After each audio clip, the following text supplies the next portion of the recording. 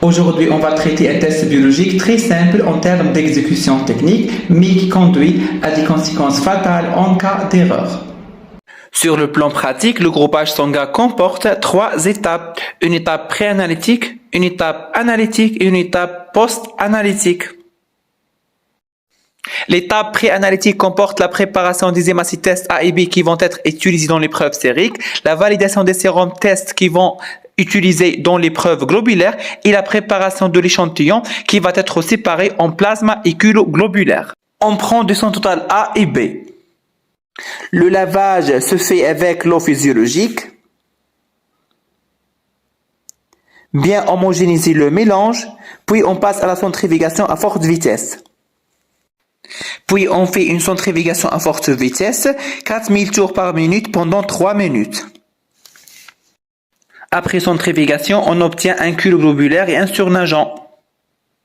On prépare 2 tubes secs vides A et B.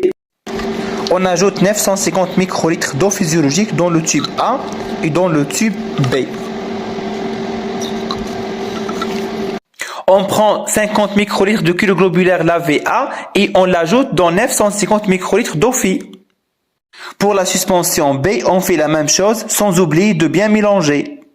Tout d'abord, on vérifie l'étiquetage de tube, puis on fait une centrifugation à forte vitesse. À la fin, on obtient un cul globulaire et un plasma. La validation des sérums tests, on commence par leur aspect, dont l'anti-A est bleu, l'anti-B jaune, l'anti-AB et l'anti-D sont transparents. Puis on valide la date de péremption et enfin, ils doivent appartenir du même lot.